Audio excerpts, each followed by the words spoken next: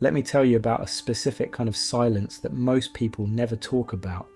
It's not the peaceful silence of solitude. It's not the comfortable quiet of being alone by choice. It's the silence of your phone sitting untouched for days, of having no one to text when something funny happens, of walking through your day knowing that no one is wondering how you are. It's the silence of invisible loneliness. If you have no friends, you know the silence intimately. You know what it's like to scroll through your contacts and realize there's no one you can call just to talk, to see group photos on social media and feel that familiar ache of being on the outside, to celebrate small victories alone because there's no one to share them with. You know what it's like to be surrounded by people and still feel completely alone, to sit in a crowded cafe and realize you could disappear and no one would notice, to have thoughts, feelings, experiences piling up inside you with nowhere to put them, and you probably spent years wondering what's wrong with you. Why can everyone else make friends except me? What do other people have that I'm missing? Why does connection feel so impossible when it seems so easy for everyone else? Here's what I want you to understand. Nothing is fundamentally broken in you. You're not unlovable. You're not defective. You're not meant to be alone forever. You're caught in a psychology that's far more complex than simple social skills or personality type. And if you've ever felt like you're the only person living this way, if you've ever wondered why friendship eludes you while everyone else seems to have figured it out, stay here. Because what you're about to understand isn't just about lacking friends. It's about how you got here, what's keeping you here, and what this experience has done to the way you see yourself in the world.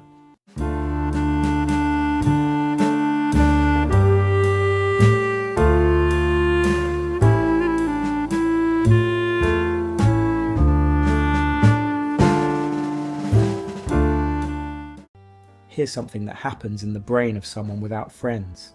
It changes, physically changes, not because you're broken, but because the brain adapts to whatever environment it's in. Neuroscientists call this neuroplasticity, the brain's ability to restructure itself based on experience. And when your experience is isolation, the brain adapts to that. The neural pathways responsible for social interaction start to weaken. The areas that read facial expressions become less active. The parts that interpret tone of voice, body language, social cues, they all begin to quiet down. It's like a muscle that atrophies from lack of use. Your brain isn't choosing this. It's surviving. It's saying we're not using these social circuits anymore, so let's conserve energy elsewhere. And here's what makes this cruel. The longer you go without friends, the harder it becomes to make them. Not because you don't want them, but because your brain has literally begun to forget how to connect. Social interaction that once felt instinctive now requires conscious effort. You have to think about things that used to be automatic. When to smile, how long to hold eye contact, whether your joke landed or fell flat. Everything feels mechanical, performative, exhausting. And the more you think about it, the worse you get at it. Because connection doesn't happen when you're monitoring every word. It happens when you're present, natural, yourself. But you can't be yourself when you're terrified of doing it wrong. Here's what most people don't understand about friendlessness.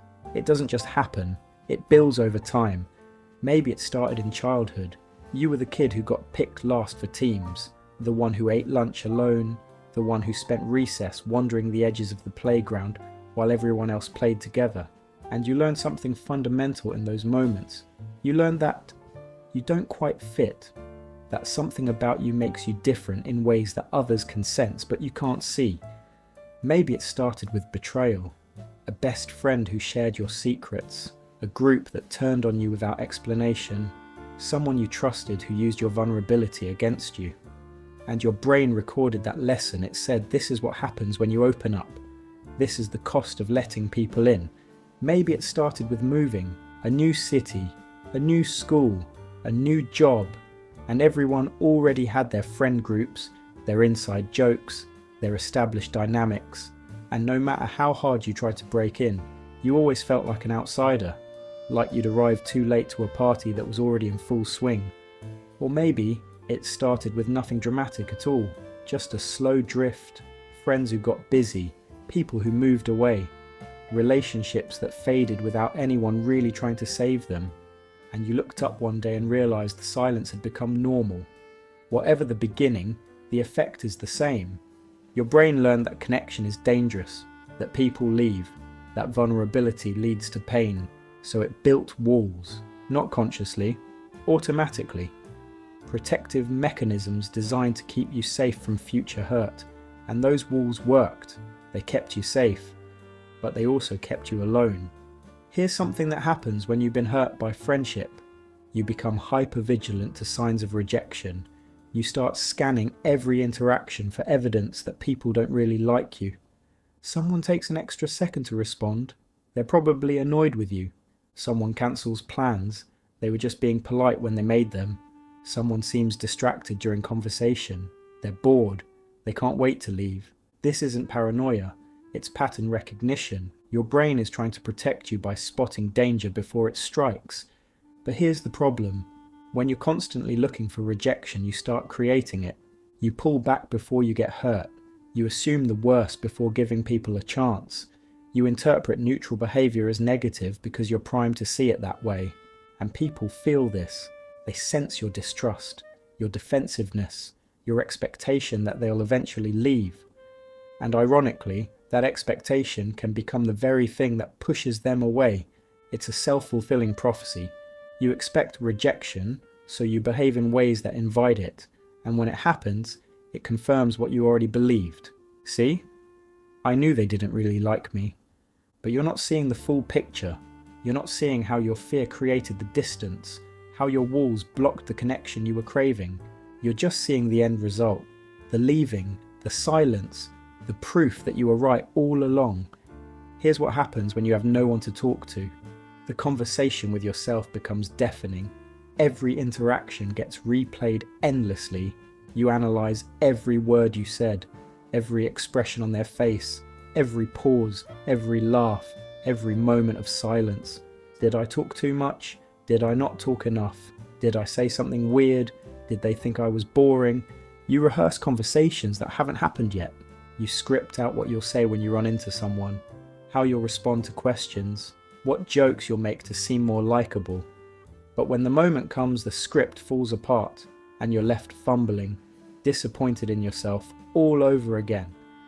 You create elaborate fantasies about the friendships you wish you had, how you'd laugh together, what you'd talk about, how understood you'd finally feel.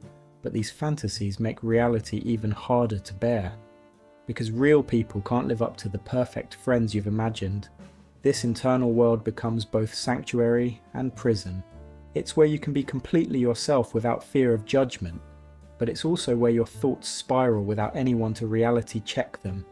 Without friends to challenge your perspective, your thinking becomes rigid. You convince yourself of things that aren't true. You build narratives that feel real but aren't based in reality.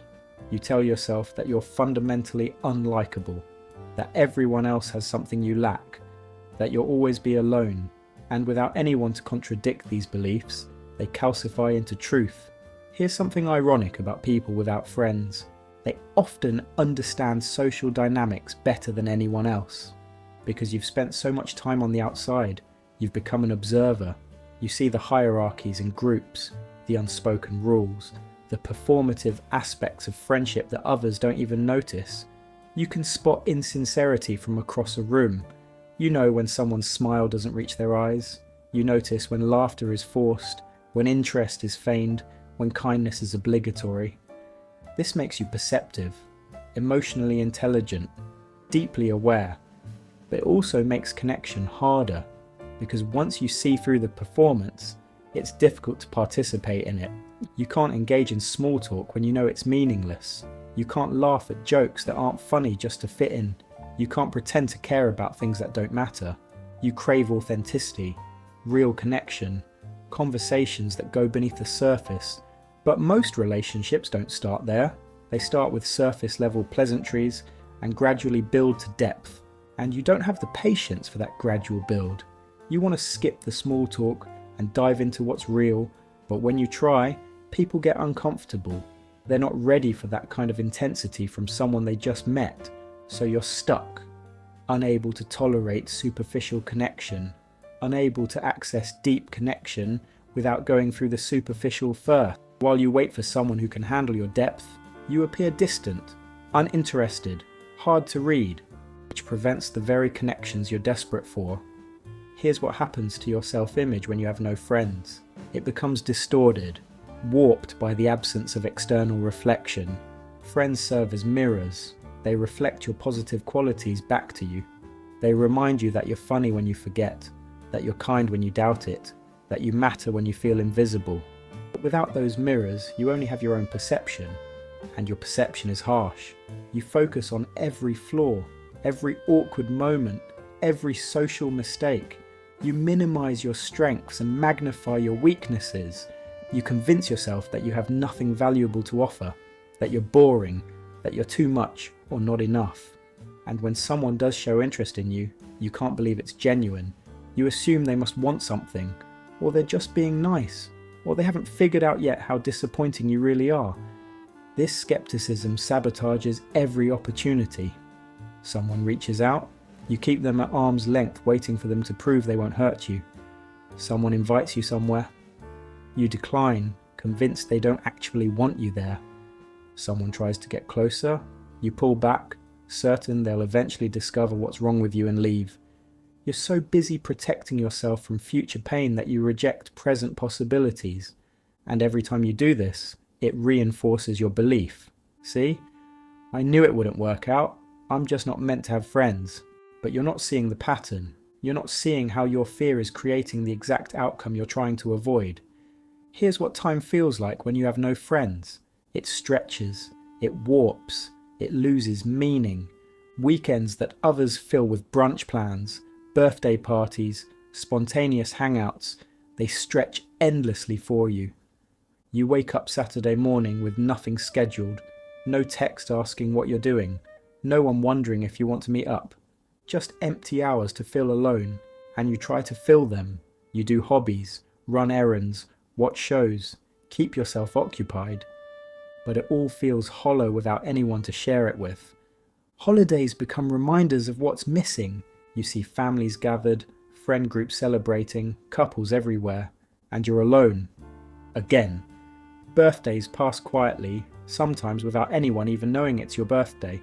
No surprise messages, no calls, no one making you feel special for being alive another year. Just another day, marked by nothing except your own awareness of what it should have been. And here's what makes it harder. You can't remember what you did last week, or last month, or sometimes even last year, because nothing significant happened. No shared experiences to anchor the memories. Time becomes a blur of sameness, but then a tiny interaction, someone asking how your day was, a brief conversation at the store, becomes magnified.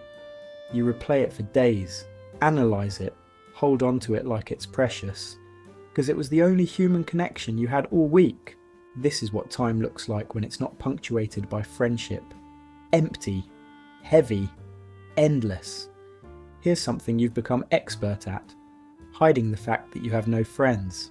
Someone asks what you did over the weekend. You have a vague answer prepared. Someone invites you to bring a friend. You decline the whole thing rather than admit you have no one to bring. Someone mentions their friend group. You smile and nod like you have one too. You've developed elaborate strategies to appear normal, to seem like someone who has a social life even though you don't. And this performance is exhausting, because you're not just dealing with the reality of having no friends, you're also managing everyone else's perception of that reality. Society expects you to have people, references beyond co-workers, someone to call in an emergency, a person who would notice if you disappeared. And when you don't have those things, you start to feel like you're failing at being human in some fundamental way.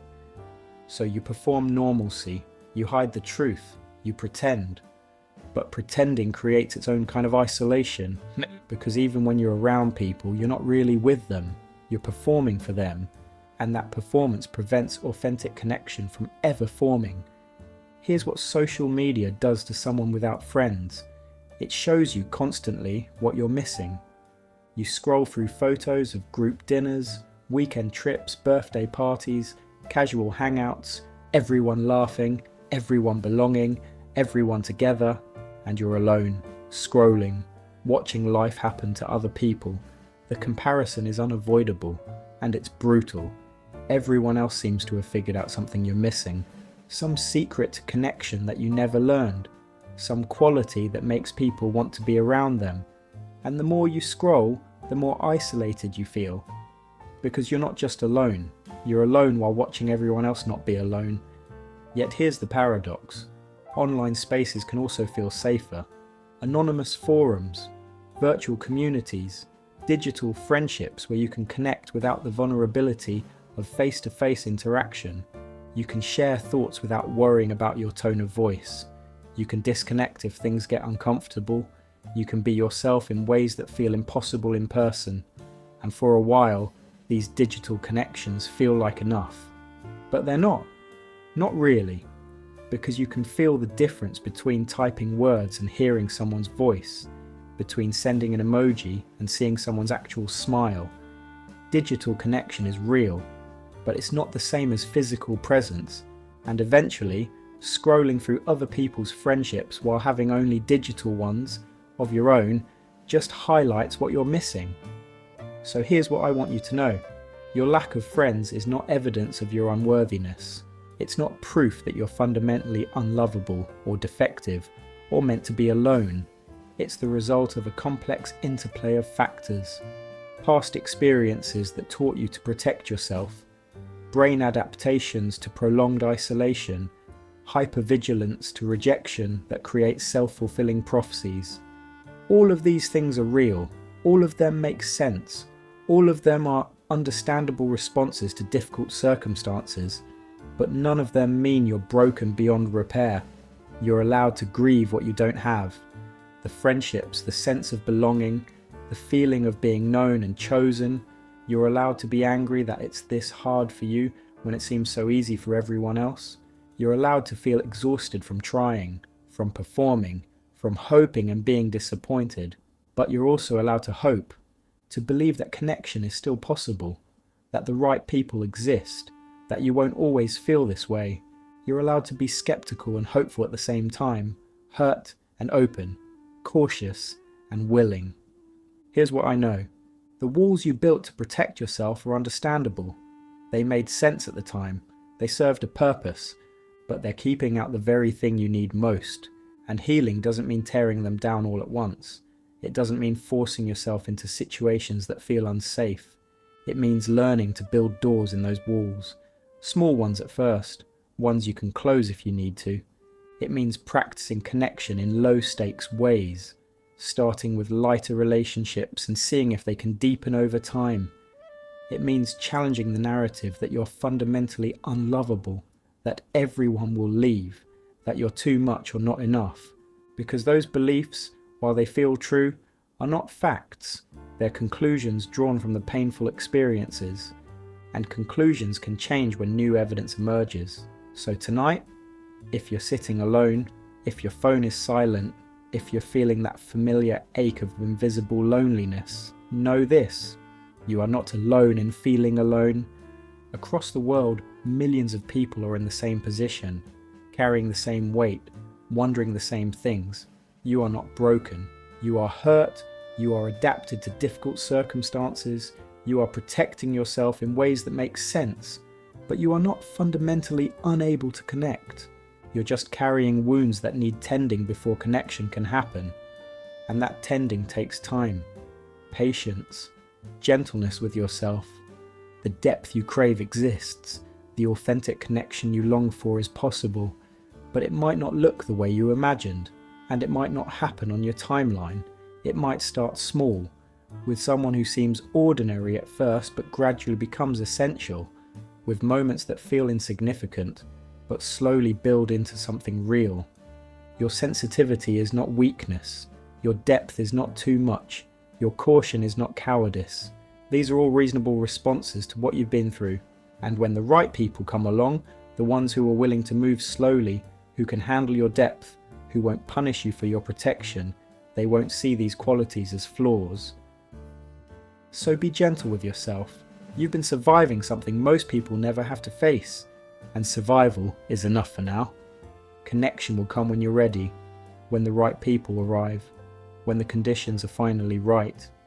Until then, know that your loneliness is not a life sentence. It's a chapter, a painful one, but still just a chapter. And chapters end